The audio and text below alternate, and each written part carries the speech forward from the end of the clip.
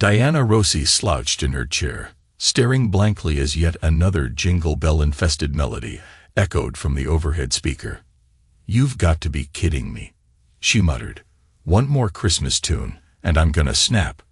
With a sigh, she rose, shut her office door with more force than necessary, and tuned the radio to a classic rock station.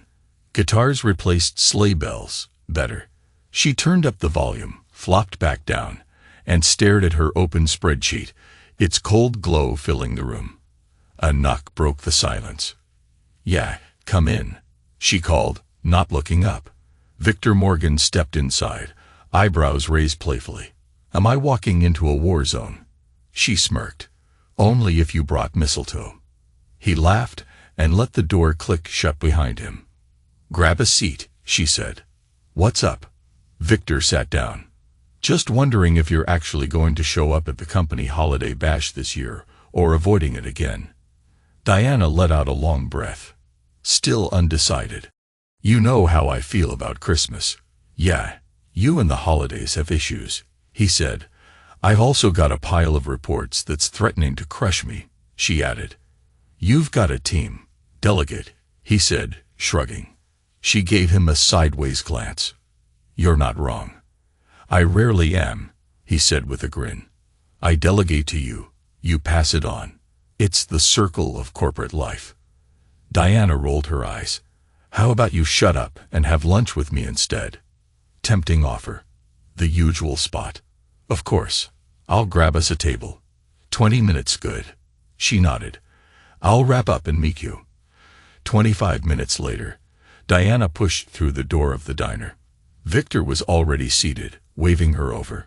"I ordered your usual," he said as she slid into the booth. "Pastrami on rye." "You know it."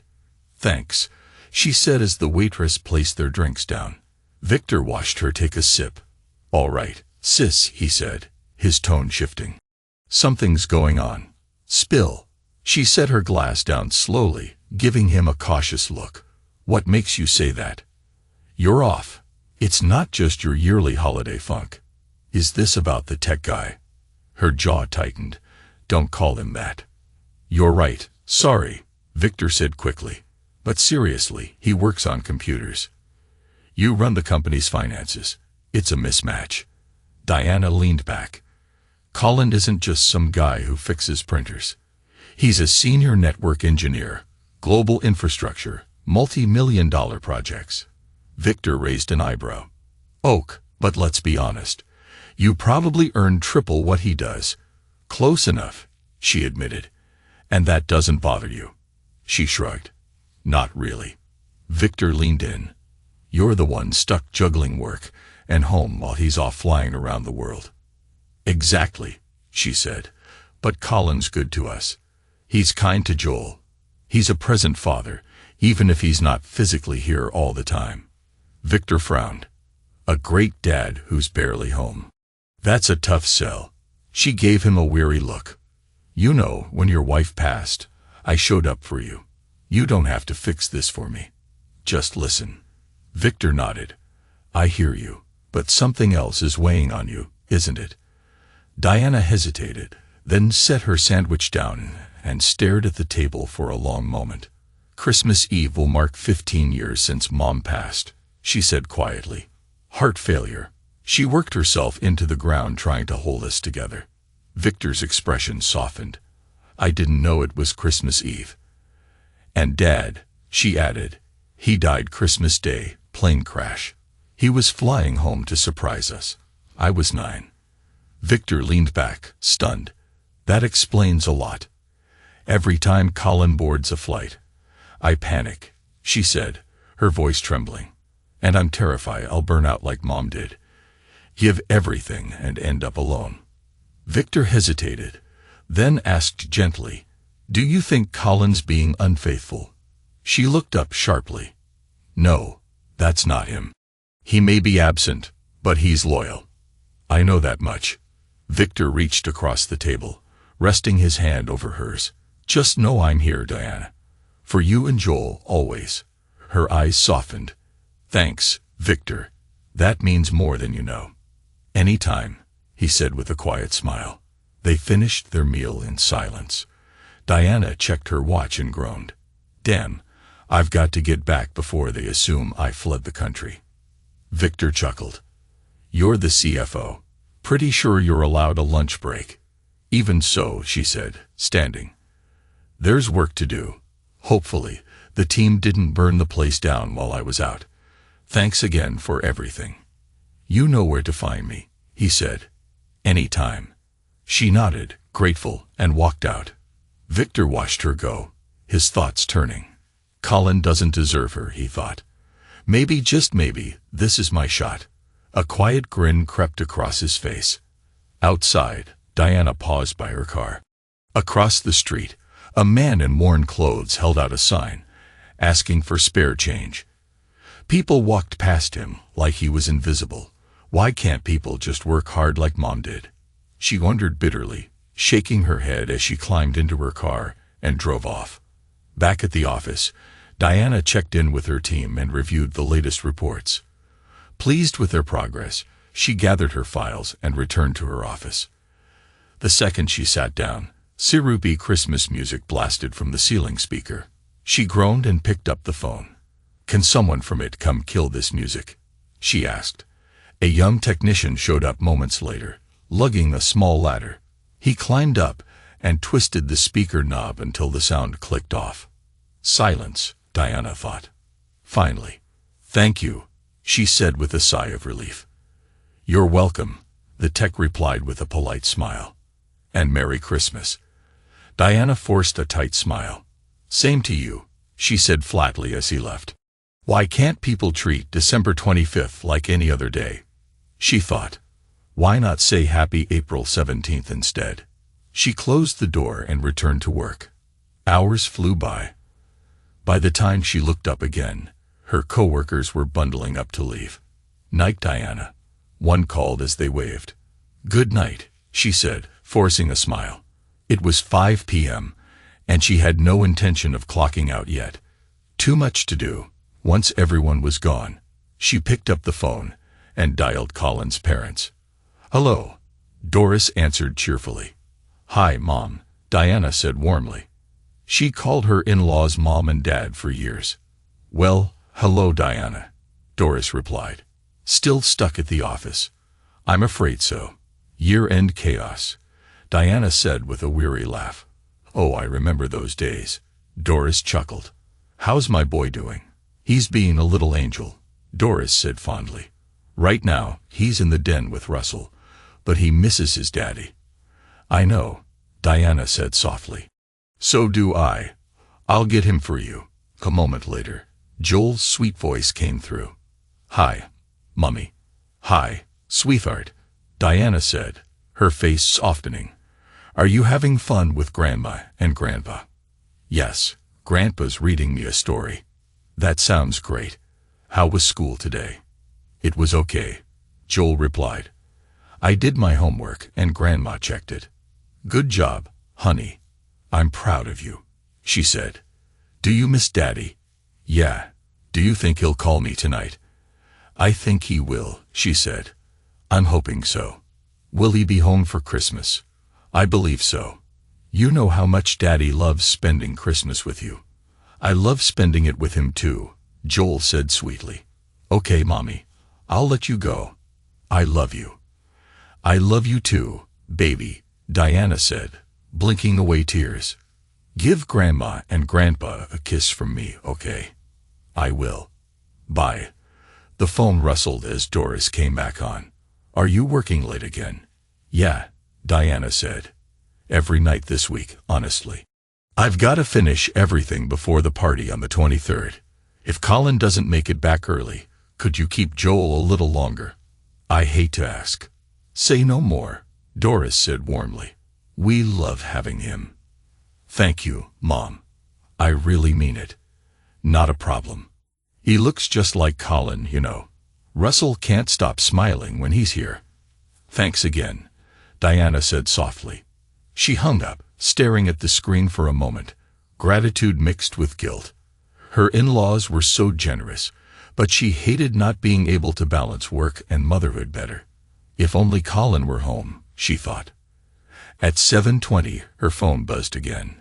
Colin's name lit up the screen. "Hey, honey," she said. "How's Harbor City?" "Insane," Colin said with a tired laugh. "I just took a break. I tried calling the house. Got the machine. Figured you were still at the office." "Yep, still buried in year-end stuff. Joel's at my parents'." "He is.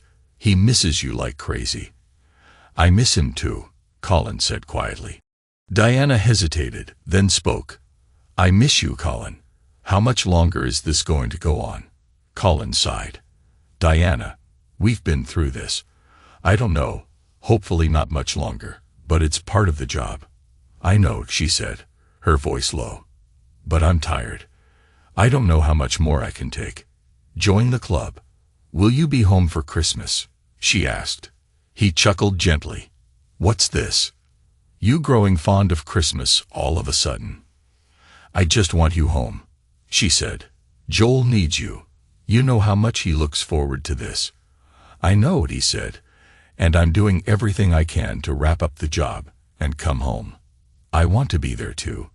"Are you working late again tonight?" she asked. 16-hour days, Colin said. "It's brutal." "I understand," Diana said quietly. "Just promise me you'll call Joel tonight. He really misses you." "I will," Colin replied. "And Diana?" "Yeah. I love you." "I love you too," she said.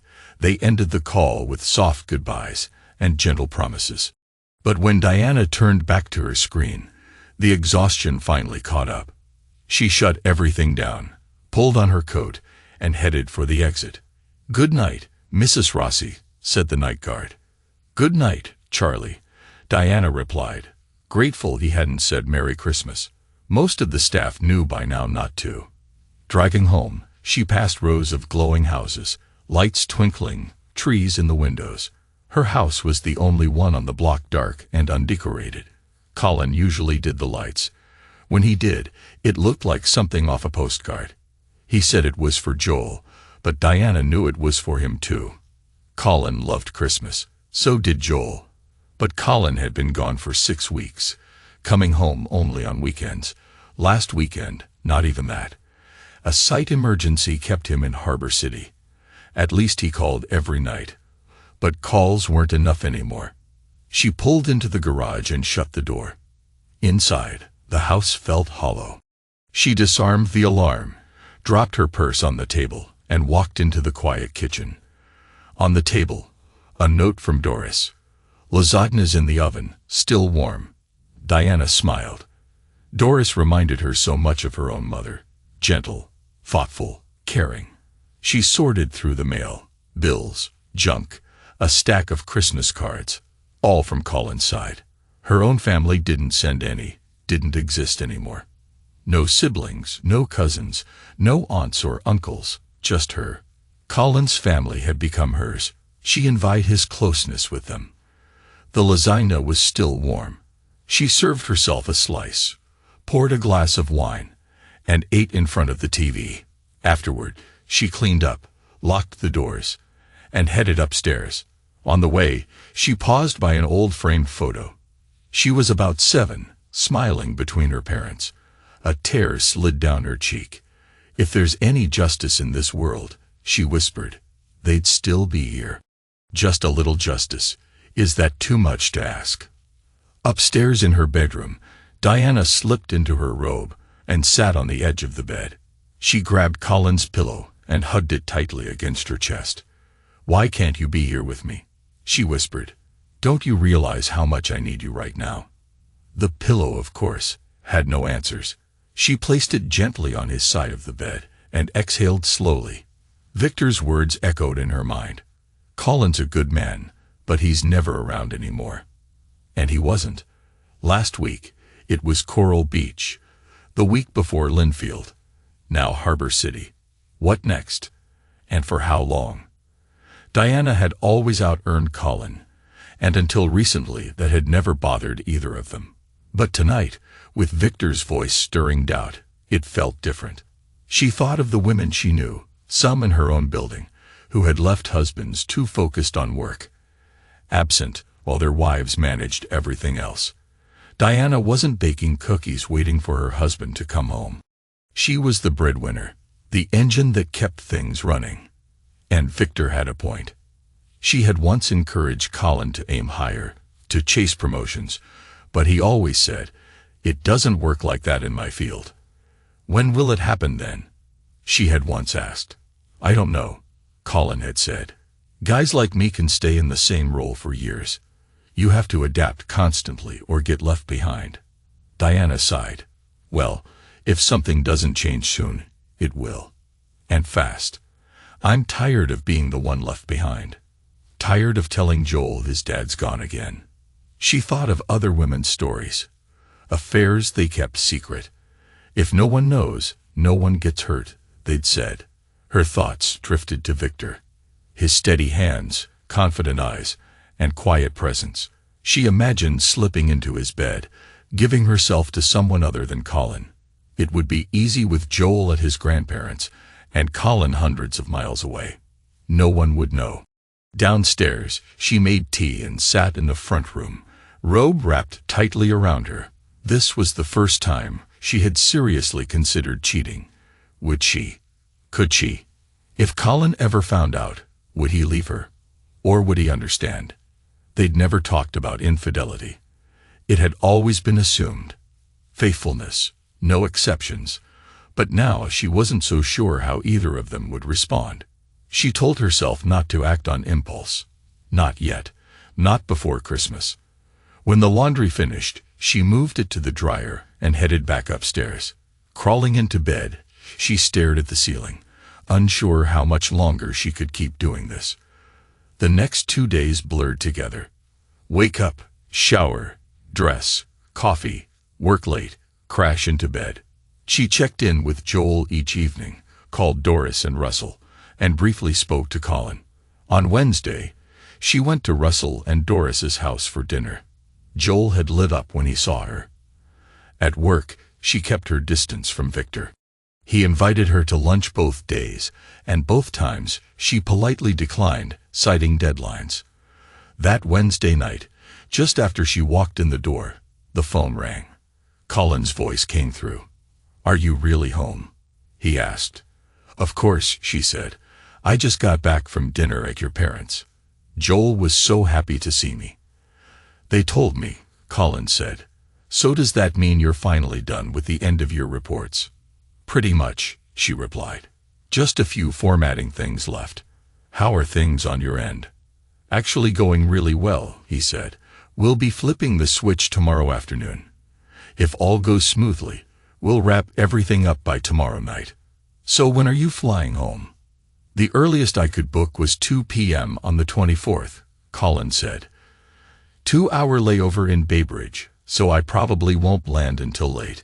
But you'll be home for Christmas, I promise," he said.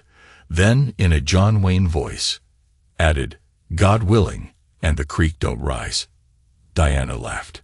"Well, you better be, cowboy. There's a little boy here who misses you. And so do I."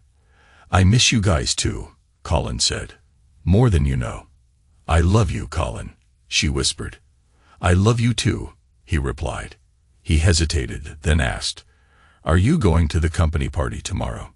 "Yes," she said. "They expect me to stay the whole time." "You planning on spending the night?" "Maybe," she said. "Depends how I feel. Just be careful. I'd hate for something to happen to you." They hung up a few minutes later. Diana stared at the ceiling again, torn. She loved Colin, but she couldn't deny it anymore. Part of her still wanted Victor.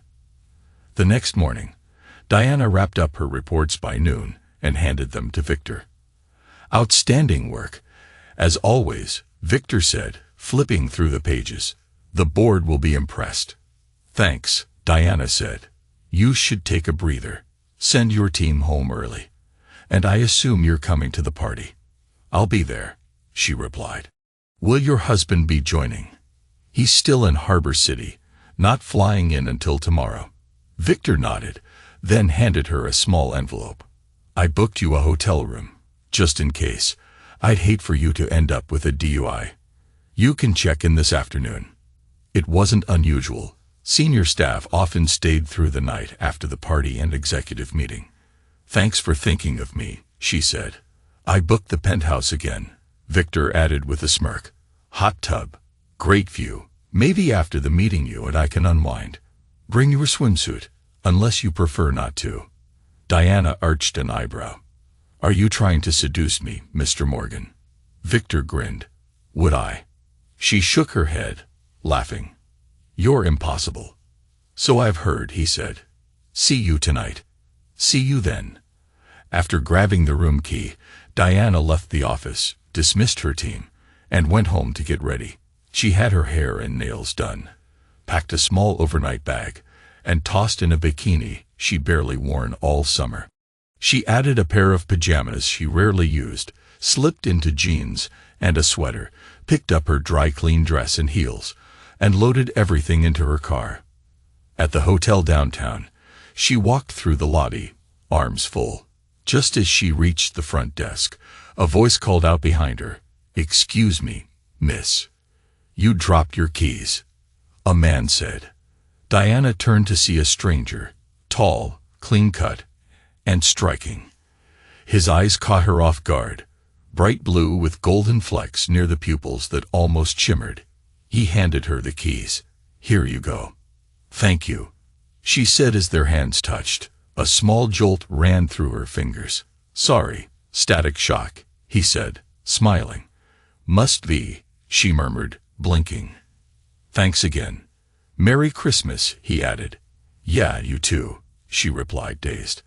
Diana checked into the hotel and took the elevator to the 5th floor. After laying out her things, she soaked in the tub, careful not to wet her hair.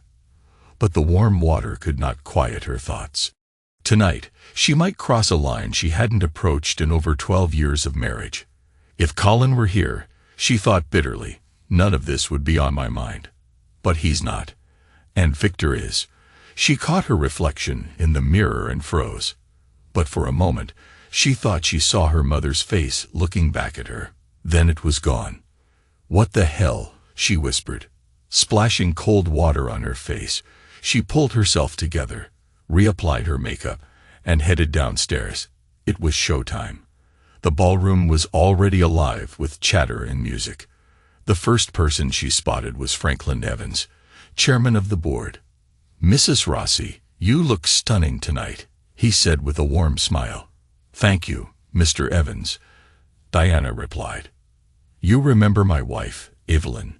he asked, gesturing beside him. "Of course." Diana offered a handshake. "It's nice to see you again, Mrs. Evans." "Call me Evelyn," the woman said kindly. "Where's your husband tonight?" "Still in Harbor City," Diana explained. "He's flying in tomorrow, weather permitting." Franklin nodded. "They're predicting storms in Bay Bridge. Hopefully he avoids the worst of it." "Fingers crossed," Diana said. "I also had the chance to review your year-end report," Franklin added.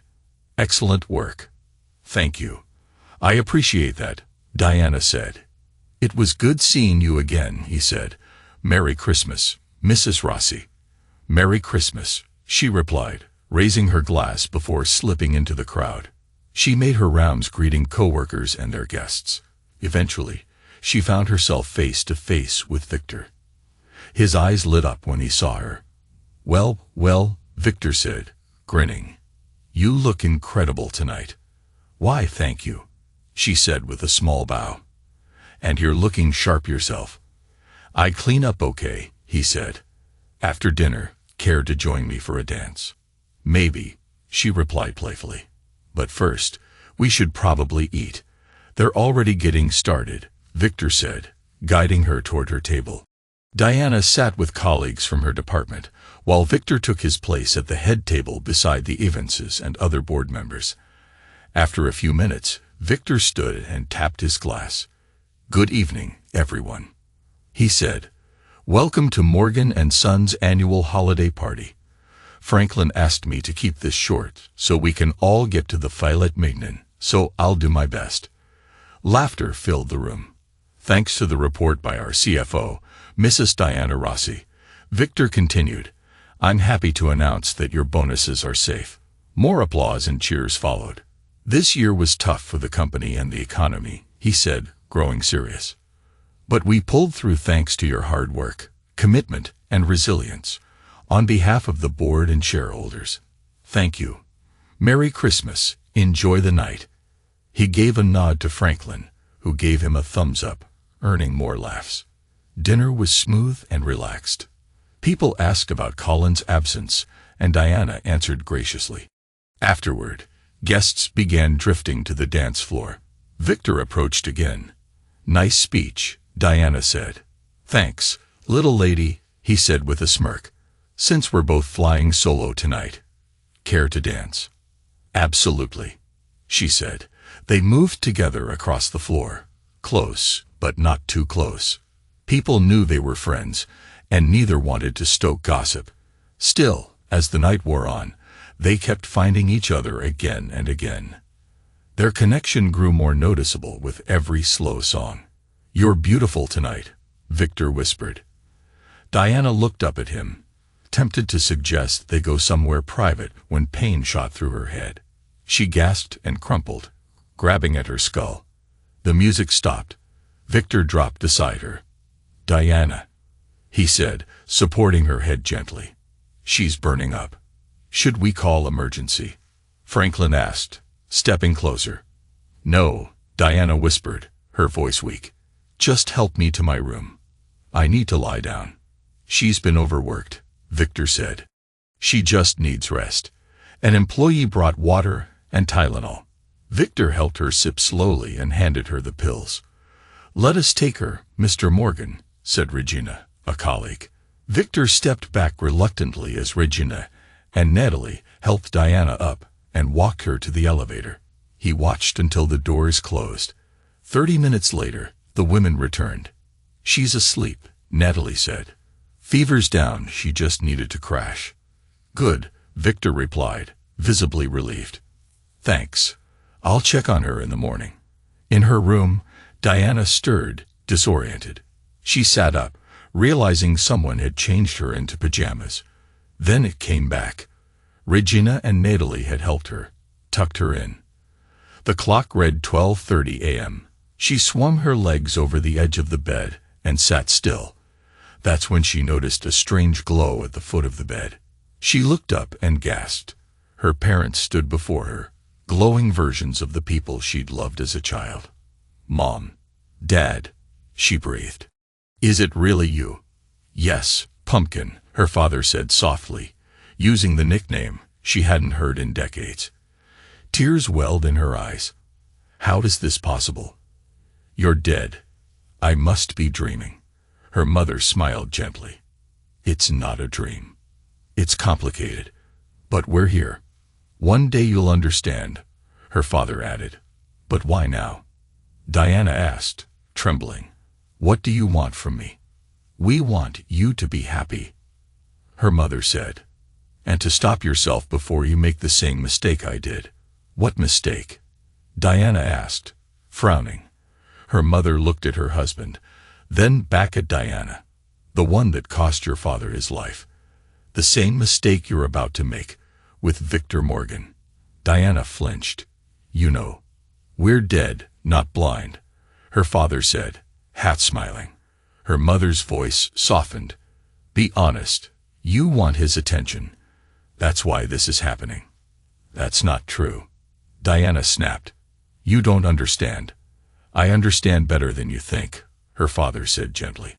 How old were you when I died? 9, she answered.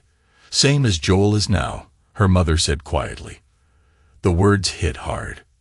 Diana's eyes widened. My God. Do you remember where you were that Christmas? Her mother asked. With Grandma and Grandpa, she said. Did you ever wonder why I wasn't there? Her mother asked.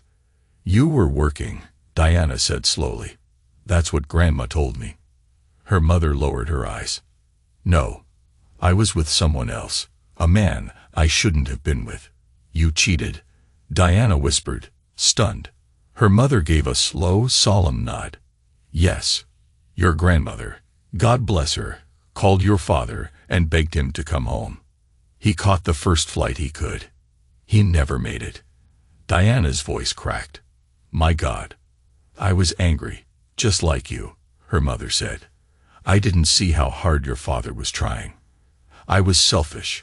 I only focused on what I felt I was missing. Sound familiar? Her father added gently, his tone unmistakably parental. Diana looked down. Too familiar, she whispered. Turning to her father, she asked, You forgave her? There's no bitterness where we are, he replied. She was forgiven. That's what matters. So this is a spiritual intervention? Diana asked. You could call it that, her mother said with a soft smile. Well, you've got my attention now, Diana said. I swear I won't go down that road. I love Colin and Joel. We know, her father said. But love doesn't erase pain, and you're carrying more than one kind. Diana lowered her gaze. Yeah, I am. What happens next? She asked. You'll be visited by 3 beings, her mother explained. Diana sighed. Seriously, ghosts of Christmas past, present, and future. Both smiled. No, pumpkin, her father said. This isn't Dickens, but it's close. The first arrives at 2, the next at 3, and the last at 4, her mother added. They'll show you what your choices lead to. Diana frowned. Why all this for me? You asked for justice, her father said. We can't come back, but we can help you avoid our mistakes. For your sake, for Colin's, and for Joel's. Joel? Diana said, surprised. Of course, her mother replied. Everything you do touches him. Diana's throat tightened. I never thought about it that way.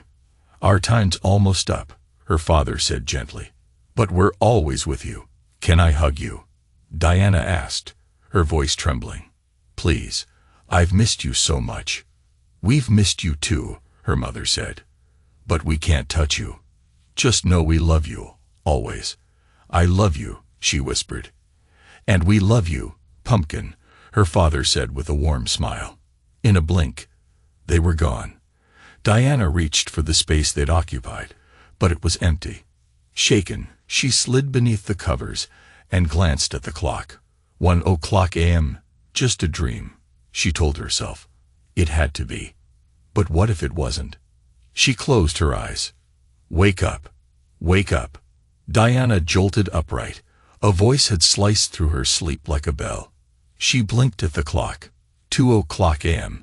No, she muttered. At the foot of her bed stood a man with glowing eyes and a familiar face. Rise and shine, he said brightly. Time's ticking. We've got things to see. Who are you? She asked, rubbing her eyes. Not the ghost of Christmas past, if that's what you're thinking, he said with a grin. Friends call me Bryn. You can too. Now let's go. Move it. Can I at least use the bathroom? If you must, be quick, he said, rolling his eyes. You people always gotta go first thing. Diana shot him a dry glare and shut the bathroom door. When she came out, she paused, recognition dawning. I know you, she said. You're the guy from the lobby. You gave me my keys. Bingo, Brain said with a wink. Now take my hand. We're going down memory lane. He mind typing into the air, and in a flash the room dissolved. They stood in a modest living room. A little girl played a clunky upright piano, while her parents watched from the couch, smiling. A small black cat sat on the bench beside her, its tail twitching. When she finished, her father clapped and pulled her into a hug. That was beautiful, pumpkin. You're getting so good. Thank you, Daddy. The girl beamed. Diana stood to the side, brushing away a tear. You remember this? Brain asked quietly. She nodded. Yeah, I was 8. My parents bought that piano from a church. It was falling apart. But I didn't care. I loved playing. My dad always made me feel like I was on a grand stage. Brain glanced at the cat. Your little sidekick approves. Twix, Diana said, smiling softly. I almost forgot her. You named your cat after Candy. Diana laughed. It fit. We lost her 6 months after Dad died. She darted into the street when I opened the front door. A car hit her. She died in my arms. Her voice cracked. She looked away. Please don't make me watch that again. I won't, Brain said gently. Is that why Joel's never had a pet? Yes, Diana said. He's too tender-hearted. I couldn't bear to see him go through that. Mum, Brain murmured. And the music? I stopped after Dad passed, she said. I couldn't bring myself to play. Maybe it's time to start again, Brain offered. I'm too old. You're breathing, right? Then you're not too old. If it matters, you'll make time. She sighed. Music doesn't pay the bills. Right, he said, but neither did your mom's second job. Yet she still did it. The scene changed. Her mother now sat at a kitchen table, head in her hands, surrounded by unpaid bills. A teenage Diana sat beside her, watching quietly. I'll get a job, young Diana said. I can help. No, sweetheart, her mom replied. Your job is to study. I want you to have a better life. I'm 16. Please let me help, Diana pleaded. Her mother softened. Just do more around the house. I'm thinking of picking up weekend shifts at the nursery. You already work 10-hour days, Diana said. I'm worried about you. I know, her mom said gently. But Mr. Harper offered good pay. We'll be all right. I'll help at home, young Diana promised. That would mean a lot, her mom replied, hugging her tightly. Back in the present, Diana wiped tears from her face. She died 5 years later, didn't she? Brain asked. Diana nodded. Thanks for not making me relive that part. She gave everything she had, she said softly. Worked herself to the end. Literally. She passed her strength on to you, Brain said. I've lived to make her proud, Diana replied. I owe her everything. You've had your share of pain, Brain said. But not everything was sorrow, was it? Diana's face softened as the scene before them shimmered into something new. I met Colin during my senior year of college, she said. He was this funny, kind, supportive guy. I fell for him fast. I just wish my parents had met him. They would have loved him. They absolutely would have, Brain said gently. What about your wedding? The scene shifted. Colin carried her into a hotel suite, her laughter echoing in the hallway. That was a good day, she whispered, smiling. And then Joel came along, Brain said, as the setting changed to a hospital room. Colin stood beside her, beaming at their newborn. I'll never forget that moment, Diana said softly. Colin was incredible then. He still is, Brain smiled. My wife and I are expecting twins. Congratulations, she said, brightening. Thanks, he replied. So what happened after college? He asked as the imagery moved again. Colin landed a job with Apex as a network engineer. I started in accounting at Morgan & Son. Back then, Colin earned more than me and things were good. Over time, he got promoted and began traveling more. We didn't love it, but we made it work. She watched the memories play. Colin packing suitcases, waving goodbye, calling late at night. After Joel was born, the travel slowed, but eventually the assignments picked up again. He was gone 1 or 2 weeks a month. Meanwhile, I moved up. I worked more with Victor, but at first it was strictly professional. And later, Brian asked. Diana nodded slowly. Victor's wife died 8 years ago. That's when he began opening up to me. We talked a lot, vented mostly, but nothing happened. A year later, his father retired and Victor became CEO. I was acting CFO, and he made it official soon after. We've worked closely since. Well, when did he start wanting more? Maybe 2 years after his wife passed. He'd ask about Colin, say how lonely he was, how hard it was to meet someone. Then the subtle jabs at Colin started, calling him that computer guy or a nerd. I always defended Colin, but Victor never stopped pushing. She sighed. I knew what he wanted, but I thought I could manage it. He's my boss, after all. But it started affecting my marriage. Bryn nodded. I've seen the timeline. You never crossed the line until tonight. I didn't go through with it, she whispered. No, but if I hadn't stepped in, you would have, Bryn said. As the scene shifted to the ballroom, her eyes widened. Wait, you caused the migraine. Guilty, he said with a soft smile. Had to act fast. You saved me from a huge mistake, she admitted. He nodded. Maybe this time. But what about next time? What happens when Colin's gone again, and the loneliness creeps back in? Diana paled. I wouldn't. You already almost did, Bryn said firmly. Victor's been playing the long game. This wasn't spontaneous. He's been working on you for years. God, she whispered, looking away. We're out of time, Bryn said gently. Think about what really matters. Talk to someone. Maybe a counselor. Maybe you're right, she murmured. Come on, he said. Let's go. In a blink, she was back in her hotel room. Bryn was gone. The clock read 1:55 a.m. She lay back down, trying to settle, but unease stirred as the air shifted. Shadows gathered and took form. A tall man in worn Western clothes, a battered Stetson, and a long duster. She sat up. Who are you? He tipped his hat. Name's Wade, Judge O'Wade. Folks call me Eli. You're Diana Rossi, right?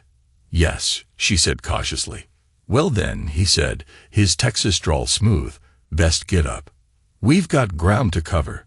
She stood unsure as he pulled a rope from nowhere and looped it gently around her.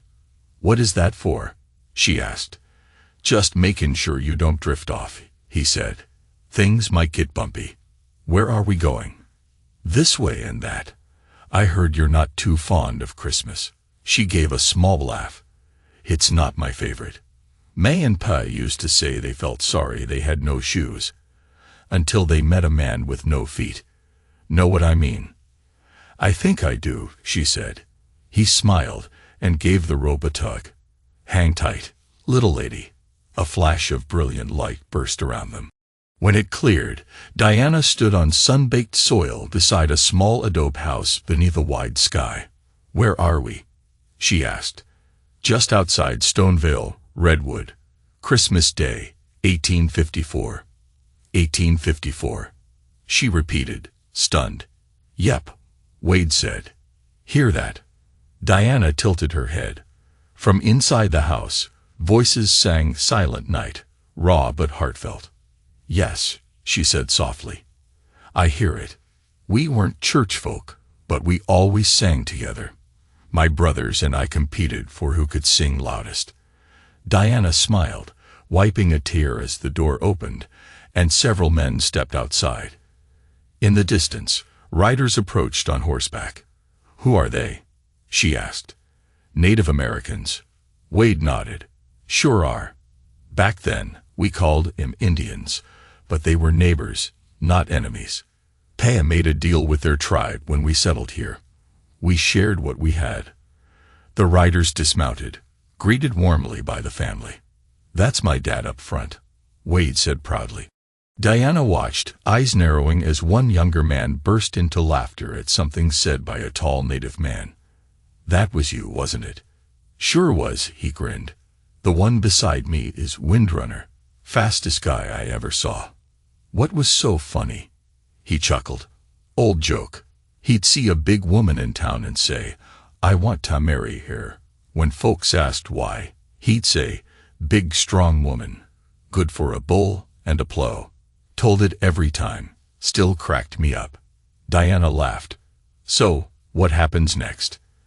As the men walked toward the corral, Diana asked quietly, what are they doing? That winter was hard, Wade replied. Pa gave him a few extra cattle to help him make it through. She watched as one of the riders handed something to his father. What's that? A pipe, Wade said with a fond smile. Handmade, smoked real smooth. The men returned to the house, just as two women stepped out. There's my mother and my wife, Lizzie, he said proudly, comin' to call us in for supper. The adobe house glowed warmly against the dusky sky, voices drifting on the cold wind. So, why bring me here? Diana asked. To remind you what matters, he said. Christmas isn't about decorations or shopping. It's about life, family, love. My pa understood that. He didn't preach it, he lived it. But you said he wasn't religious, she said. He wasn't, Wade nodded. Didn't go to church much, got angry with God sometimes, but he respected people, gave without expecting anything. That kind of heart doesn't come from tradition. It comes from choice. Diana nodded slowly. I see that. Wade's voice softened. We'd better go. I'm not usually allowed to do this, and you've still got more to witness. He gave the rope a gentle tug, and suddenly they stood in a bar, Victor's usual hangout. Diana glanced down at her pajamas and flushed. They can't see you, Wade assured her. Just listen. From a nearby table, laughter echoed. 6 men sat drinking. Victor was among them, talking with Gabriel Fitz. So, Gabriel smirked, still trying to thaw out the Ice Queen. Diana's face burned. She'd heard the nickname before, but never to her face. Be respectful, Victor replied. Diana's a good woman. Come on, Gabriel scoffed. You've been chasing her for years. Think tonight's the night. Maybe, Victor shrugged. You never know. Her nerd husband is stuck in Harbor City. Well, there you go. Wife's alone, probably crying happy tears. Want something to help break the ice. I've got stuff that works. Victor chuckled. No thanks. Save it for your dates. The group laughed. Diana's stomach turned. Darren Hayes, the company's attorney, leaned in. Are you seriously trying to hook up with Diana? People are noticing. Victor shrugged. It's not just about that. I want something real. I'm done with flings. When I want something, I go for it, no matter how long it takes. Darren gave him a sharp look. Careful. If her husband finds out, he could come after you, and the company. And if you two get together, she can't stay on as CFO. You'd have to replace her. You sure you want to lose the best CFO we've ever had? Victor leaned back. Point taken. Thanks for ruining the fantasy. More laughter followed. Diana turned to Wade, her voice sharp. Get me out of here. He nodded. The bar vanished. They were now inside the penthouse suite. Victor's. Diana's breath caught. On the bed, shirtless, lay Victor, with Paige Wilkins from marketing curled up next to him, one hand across his chest. Her makeup was smeared, and she looked content. Diana turned away, nauseous. I've seen enough. Not yet, Wade said gently. One more tug, and they were inside a modest hotel room. Colin lay fully dressed on the bed, asleep. Diana looked around. Small, plain, but tidy. On the dresser sat a digital photo frame she gifted him. It cycled through photos of her and Joel, laughing, hugging, smiling. Wade spoke quietly. He wanted those faces to be the first thing he sees in the morning and the last before he sleeps. Diana dropped to her knees, sobbing. How could I be so blind? I nearly destroyed the man who loves me for someone who sees me as a game. Wade knelt beside her. It happens. You're human. He helped her up. Come on. Your final guide is waiting. They returned to her hotel room. Diana collapsed onto the bed, tears falling freely. A flash of light lit the room, and a petite blonde woman with piercing eyes appeared before her. Who are you? Diana asked. Address me as Dr. K, the woman replied calmly. You can call me Dr. K. Are you an actual doctor? Diana asked skeptically. I hold multiple doctorates, Dr. K said with a polite smile. Now please come with me. Diana took her hand. The room faded, replaced by a sleek corridor lined with glowing portals. What is this place? Diana asked. The Hall of Opportunity, Dr. K explained. Each portal shows a possible future. These are paths you might follow if nothing changes. So they're not guaranteed. Diana asked. No, Dr. K said. Just possibilities. Step into the alcove, hold the rail, and observe. You won't be seen or heard. Step back when you're ready to leave the vision. Got it, Diana said with a nod. Dr. K gestured. Start with the first portal. Diana entered the alcove, gripping the rail. The vision unfolded instantly. She and Colin locked in an argument. How could you do this to us? Colin shouted, his face red with hurt. It just happened, Diana said, her voice shaky. I'm sorry. I didn't mean to. You weren't here, and Colin cut her off. You think I don't miss you. You think I like being gone for work while you're here alone. I miss you and Joel every day. Diana looked away. You call every night, but you're never actually here. Colin shook his head, his anger giving way to pain. No, Diana. This wasn't an accident. She stared at him. What are you saying? I'm saying Victor's been after you for years. Since his wife died, he's had his sights set on you. You think I didn't notice? You think I'm blind? He hesitated, then his voice dropped. You were with him at the company Christmas party, weren't you? While I was stuck in Harbor City. No, she said quickly. I had a migraine. I went to bed early. You expect me to believe that? Please, Diana, I didn't mean to hurt you. You didn't just hurt me, he said coldly. You hurt Joel. Did you even think about him while Victor was working you? I did, she stammered. I don't want your excuses. His tone was final. I'm filing for divorce, and I'm going after custody. Her eyes widened. No, you can't, please. Can't we fix this? There's nothing left to fix, he said. You've been tearing me down for months, mocking my job, my time away. And now this. I hope it was worth it. He grabbed a suitcase.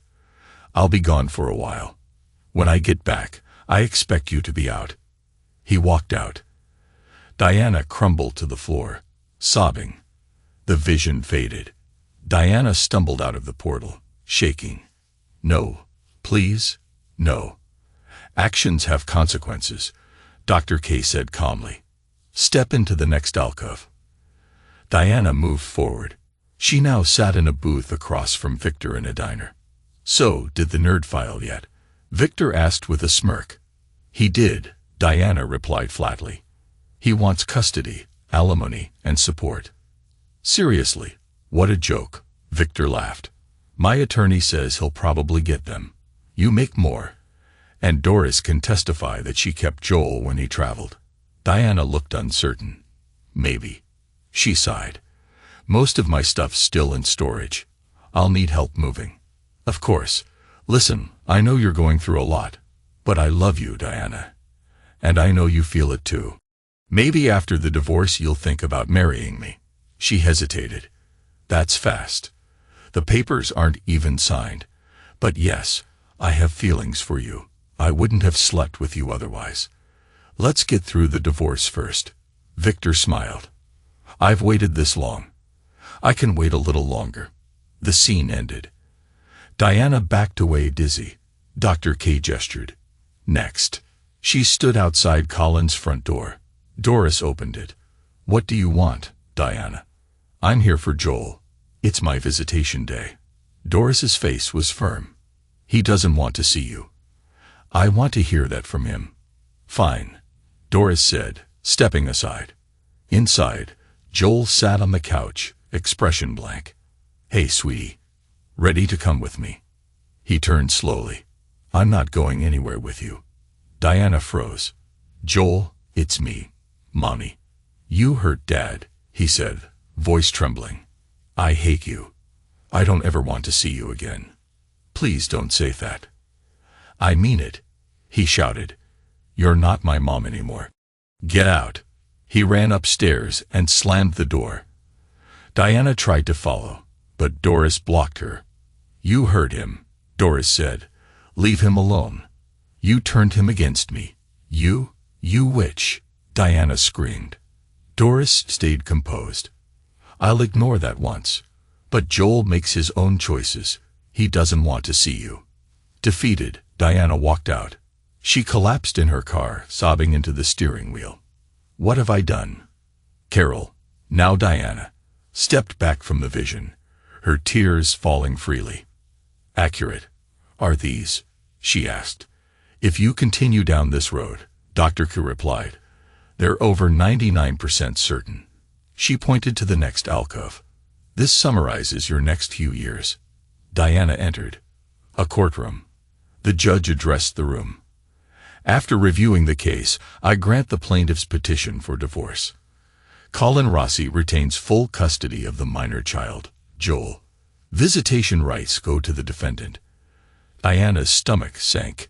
"The defendant will pay 20% of net income in child support and $5,000 monthly in alimony for up to 5 years. She will also pay half the mortgage during that time.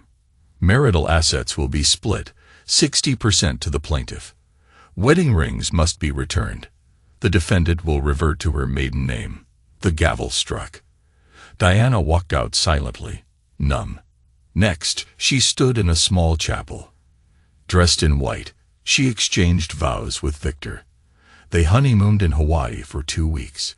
Back at work, Diana entered her office. Franklin Evans was waiting. "Good morning, Mrs. Morgan," he greeted. "Congratulations." "Thank you," she said, smiling. His tone changed. "Unfortunately, we have to let you go." Her face dropped. "Why?" "Company policy. Spouses can't both serve on the executive team. We're offering you a generous severance package, and I'll personally write you a glowing letter of recommendation." "Right. Thanks," she said, stunned. Victor entered. "What's going on?" "I'm delivering Diana's separation papers," Franklin said. "You know the rules." He paused. "We have bigger problems. There's a morale lawsuit and several clients are upset. The board's meeting tomorrow. Victor, you're suspended until further notice." He walked out, leaving Victor and Diana in silence. The scene shifted again. Diana stood outside a modest house. Victor had lost the estate after being fired. He couldn't find a new job, and turned to drinking. Diana struggled to keep them afloat, taking on small jobs. Her luxury car was long gone. Support payments drained her. Colin refused to adjust them.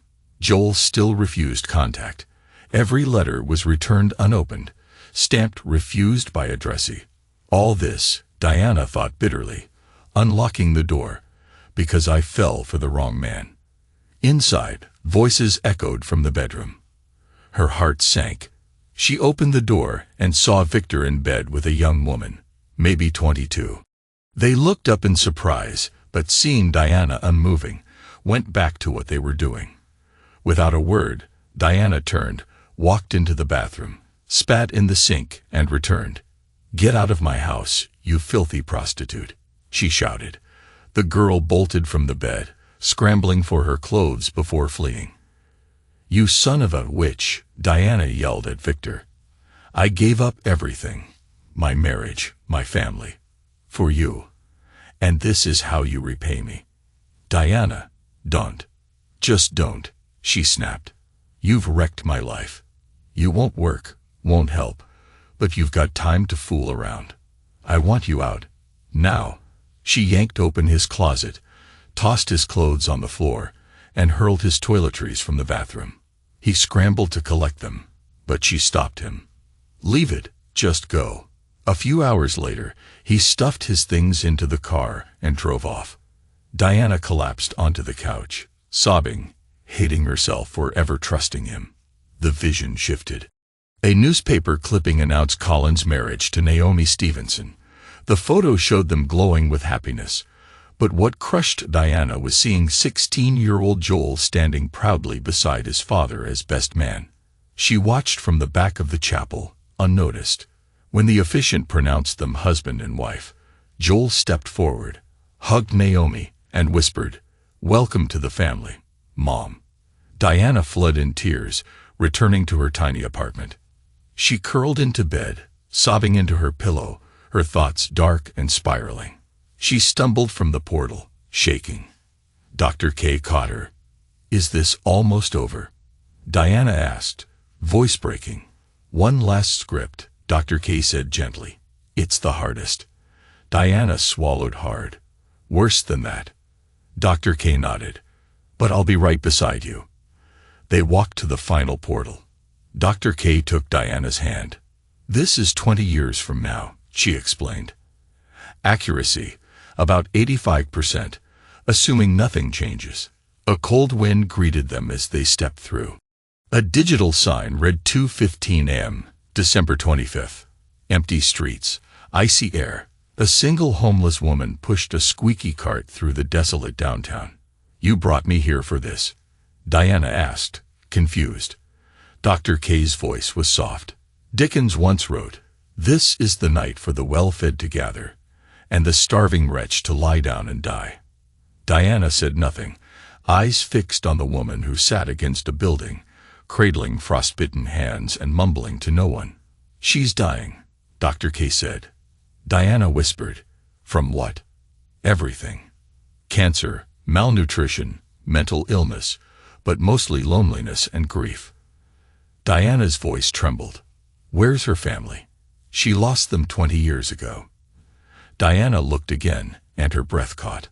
The woman's face, aged, dirty, barely recognizable, was hers. No, Diana gasped. That can't be me. Please, Dr. K, don't let this be real. Dr. K knelt beside her. That's why we're here, so you can change it. Diana sobbed uncontrollably. Please, I don't want this life. I don't want to end up alone and forgotten. Then choose differently, Dr. K said. She helped Diana up and led her out of the portal. Outside, Diana collapsed to the floor, still shaking. Will this really happen? Only if you let it, Dr. K said. You still have time. She poured tea from a small table and handed Diana the cup. Diana sipped slowly, her hands trembling. Can I really turn things around? She asked. You can, Dr. K replied. But it starts now. Diana nodded, wiping her face. I will. I'll do better. I'll be the wife and mother they deserve. I'm sorry for everything. I hope so, Dr. K said with a soft smile. Now it's time to go back. In an instant, Diana was back in her hotel room. She sank onto the bed, overwhelmed but determined. Things are going to change, she thought. She fell asleep almost immediately. By morning, light streamed through the curtains. It was just before 8 a.m. She rose, made coffee, and remembered an ad she'd seen online days earlier. She pulled out her phone, found the ad, and sent a quick message. Moments later, a reply buzzed in. She smiled and whispered, "Thank you," to no one in particular. She was brushing her hair, getting ready to leave, when a knock came at the door. She peeked through the peephole. It was Victor. Diana took a steady breath and opened the door. "Morning," he said with a smile. "Mind if I come in?" "Morning, Victor," she said calmly. "Sure. I was just finishing packing." He stepped in. "You look better. You had us worried last night." "I feel better," she said sincerely. "Want to grab breakfast?" "Actually, I'm heading home. I've got a lot to do before Colin gets back." "Oh," Victor said, visibly disappointed. After a pause, he asked, "Can we talk for a minute? There's something I need to say." Diana stopped packing and looked at him. "Go ahead." He hesitated. "I've always been drawn to you. I was hoping we could spend more time together, see where it might lead." She gestured to the chair. "Sit down, Victor. We need to talk." Victor sat in the chair beside her desk. Her tone was calm but firm. Diana remained on the bed, facing him. "I won't lie. I've been tempted. Last night, I almost gave in. But I realized it would have been the worst mistake of my life." Victor opened his mouth, but she raised a hand. "Let me finish," he nodded. "We've worked together for years. You've been a friend and mentor, but I'm married to the man I love. I made a vow, and I plan to keep it." She paused. "And I have a son who'd be crushed if our family fell apart. I won't do that to him." Victor's voice was low. "So, the better man wins." Diana shook her head. "There was never a contest. Colin won my heart a long time ago. She gave him a dry smile. Besides, you didn't waste time finding comfort elsewhere. You and Paige Wilkins, how long has that been going on? His eyes widened. How did you? You wouldn't believe me if I told you, she said. It was just last night, he said quickly. We had a few drinks after the party. It happened. I hope it works out, she said, but you should be careful. Company policy doesn't exactly encourage office flings. Yeah, he muttered. Tell me about it. She stood. Since you're here, I'll give you a heads up. I'm resigning January 3rd. Victor sat forward. You're leaving Morgan & Son. Why? I just realized it's time for a change. There's more to life than titles and paychecks. Victor studied her. What's gotten into you? She smiled softly. You wouldn't believe me if I told you. He sighed. Then, good luck, Diana. I mean that. Can we at least part as friends? As long as that's all it is. I understand, he said. I don't like it, but I understand. He hesitated. Can I get a goodbye hug? She held out her hand. Let's keep it professional. Warm handshake. Victor chuckled weakly and took her hand. Fair enough. As he walked to the door, she called out, Victor. He turned. Yeah. Merry Christmas. He smiled. Merry Christmas to you too, friend. Diana exhaled deeply. A weight lifted. She packed, checked out of the hotel, and walked to her car. Across the lot, she spotted a young couple beside a car with its hood up. The woman was crying, holding a baby. Normally, Diana would have kept walking, but not today. She walked over. Hi, everything ok? The man looked up. No, ma'am. Our car broke down. We were headed to Somerville to see my dad before. Well, he's dying. We spent the last of our money on gas, and now the belt's shot. Diana didn't hesitate. Let me make a call. She pulled out her phone and dialed. Mike's Towing and Auto, came a familiar voice. Hi, Mike. It's Diana Rossi. I've got a family here with a busted belt, headed to Somerville. Can you help? What's the car? Mike asked. Diana turned. What model? 86 Celebrity. 2.8-liter V6. The man replied. Diana relayed the info. Yeah, I've got that belt. Give me 45 minutes, Mike said. Perfect. Put it on my tab, and top off whatever's needed. You got it. She hung up and turned to the couple. Help's on the way. It's covered. She glanced at the baby, who shivered in the cold. Come inside. Let's get you something warm. Are you sure? The woman asked, hesitant. No question. Let's go. Inside, Diana guided them to a table near the window. A waiter approached. Are they guests? I stayed last night, Diana said. Morgan & Son party. You're not turning away a family on Christmas Eve, are you? He shrugged. We've got a breakfast special. Denver omelet, hash browns, toast, bacon, juice, coffee. Sound good? Diana asked the couple. 2 of those. Something soft for the baby. It's on me. She handed him her card. Then she slipped 2 crisp $50 bills into the man's hand. You'll get there now. I don't know how to thank you, he said. You just did. Take care of your family, and maybe someday pay it forward. The young woman's eyes filled with tears. God bless you. Diana smiled, remembering what Wade had shown her. He already has. Merry Christmas. Merry Christmas, the woman said. Thank you. Diana stepped outside, emotions bubbling. Across the lot, she saw them. Wade, Bryn, and Dr. K, watching, smiling. Bryn gave a thumbs up. She smiled back. But when she looked again, they were gone. Back in her neighborhood, Diana felt like a different woman. Doris's car was in the driveway. Her in-laws had brought Joel home. As she walked in, Joel ran into her arms. Mommy. She held him close. Hi, sweetheart. Doris and Russell smiled nearby. Thanks for watching him, Diana said. Our pleasure, Doris replied, eyeing her curiously. You look different. I feel different, Diana said with a warm smile. She looked around.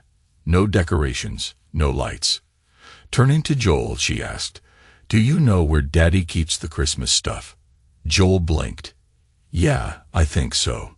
Want to help put it up? His face lit up. Really? Yes, Dad, she said to Russell. Would you help him with the tree and lights? I'd be honored, he said, his voice cracking. Joel, she asked, which Christmas CD does Daddy like best? He pulled out a Mannheim Steamroller album. This one. Can we play it? Diana nodded. Of course, it's Christmas, isn't it? Yay, Joel shouted, already dancing. Diana slid the disc into the player, and soft music filled the room. Russell and Doris exchanged surprised glances. Doris asked gently, Are you sure you're all right, dear? Diana smiled. I'm great, Mom. Joel, go help Grandpa with the lights, okay? I will, Mommy, he said, tugging Russell's hand. Her phone buzzed. A text from Colin. Got an earlier flight. Leaving Harbor City in 30. See you soon. Love you. She smiled and replied. That's great. Love you too. Diana turned to Doris. Colin's on his way. Want to help me make cookies and cocoa? I've been slacking in the kitchen. Doris's eyes sparkled. Of course. What's gotten into you? You're glowing. Diana laughed. Let's bake first. I'll explain later. Colin pulled into the driveway just before dusk. He blinked at the house, now covered in lights. Diana had always refused to decorate. In the yard, Russell and Joel stood proudly with a few neighbors, admiring their work. Joel sprinted toward the car. Daddy, he yelled, leaping into Colin's arms. Colin hugged him tightly, then looked around, stunned. What is all this? Diana's going to lose it. Russell chuckled. Whose idea do you think it was? You're kidding, Colin said. Just then, Diana burst through the front door and ran to him. You're home. I missed you so much. I missed you too, he said, still dazed. What's going on? Lights, music. You hated Christmas. Diana grinned. That was the old me. Meet the new and improved Diana Rossi. Colin studied her face. She looked the same, but something in her had shifted. Diana turned to the group. Cookies and hot chocolate inside. Everyone. Come on in. Inside, Colin watched Doris and Diana pass out cookies and steaming mugs. You made all this? Colin asked. Your mom helped, Diana said, offering him a warm cookie. He took a bite and smiled. Wow, this is amazing. Joel settled at his feet. So good, right, Daddy? Diana stepped into the center of the room. Everyone, quick announcement. I have an interview Monday.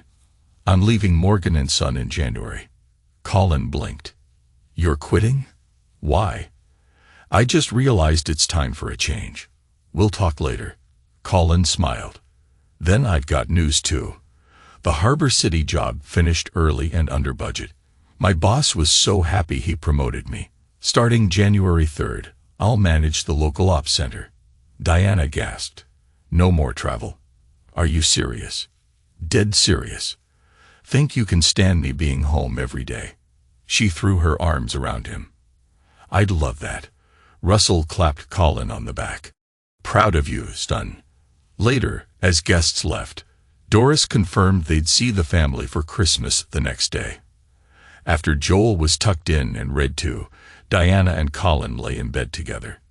He held her close. So are you going to tell me what happened? Colin asked. Diana nodded. I almost threw everything away last night. I came this close. She held up her fingers, to ruining everything. Colin stared at her. Nothing happened, she said. But it nearly did, and I'm so sorry. Victor. Yes. But I had let's say, a spiritual wake-up call.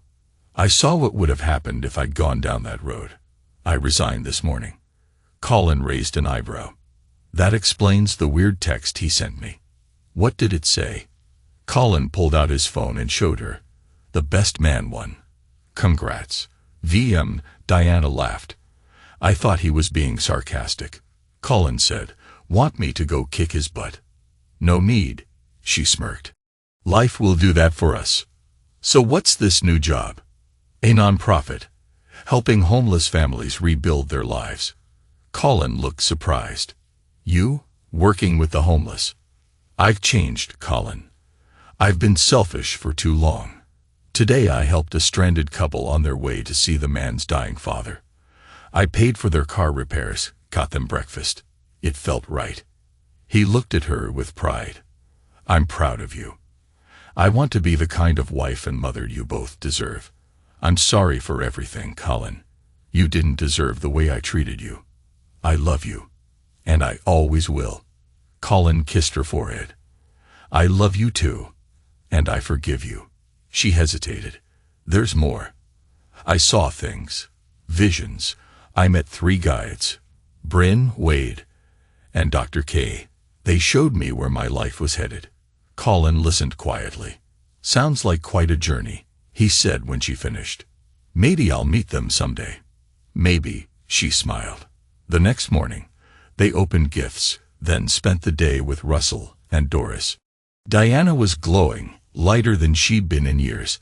After dinner, they returned home around 5.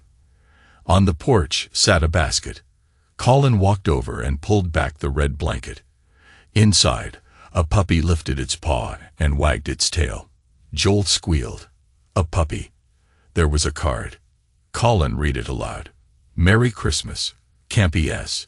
He's fixed and vaccinated. Colin smiled knowingly. Brian. Can I keep him, Mommy? Joel begged. Please, I'll take care of him, I promise. Will you feed him, walk him? Yes, he can sleep in my room. Diana smiled.